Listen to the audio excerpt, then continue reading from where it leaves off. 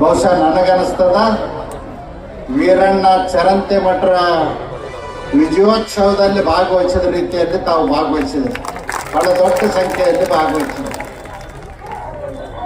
ಬಂಧುಗಳೇ, ಸಿದ್ದರಾಮಯ್ಯನವ್ರ ನೇತೃತ್ವದ ಕಾಂಗ್ರೆಸ್ ಸರ್ಕಾರ ಅಧಿಕಾರಕ್ಕೆ ಬಂದು 3 ವರ್ಷ ಆಯ್ತು. ಅವ್ರು ಮಾಡಿದ್ದೇನು 3 ಸಾಧನೆ. ಮಹಾತ್ಮ ಗಾಂಧೀಜಿಯವರು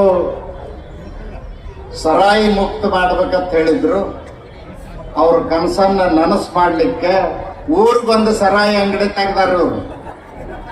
ಗೊತ್ತಾಯ್ತಲ್ಲ, ಮಹಾತ್ಮ ಗಾಂಧೀಜಿ ಅವ್ರ ಕನಸನ್ನ ನನಸು ಮಾಡ್ಲಿಕ್ಕೆ. ಯಾಕೆ ಇದನ್ನ ಹೇಳ್ತೇನೆ ಅಂದ್ರೆ, ಅಬಕಾರಿ ಮಂತ್ರಿಗಳೊಂದು ಸ್ಟೇಟ್ಮೆಂಟ್ ಮಾಡಿದ್ರು. ನಮ್ಮ ಹಳ್ಳಿ ಜನ ಪಟ್ಟಣಕ್ಕೆ ಹೋಗಿ ಕುಡಿದು ಬರ್ಬೇಕಾದ್ರೆ ಬಸ್ಸಿಗೆ ಖರ್ಚಾಗ್ತದ, ಟೈಮ್ ವೇಸ್ಟ್ ಆಗ್ತದ. ಅದಕ್ಕಾಗಿ ಮುಂಜಾನೆ ಎದ್ದು ಕೂಡಲೇ ಅವ್ರ ಮನೆ ಬಾಗಿಲಿಗೆ ಎದುರಿಗೆ ಒಂದು ಸರಾಯಿ ಅಂಗಡಿ ಇರ್ಬೇಕಂತ ಅಂತ ದೊಡ್ಡ ಸಾಧನೆಯನ್ನು ಮಾಡಿರ್ತಕ್ಕಂಥವ್ರು ಕಾಂಗ್ರೆಸ್ನವರು.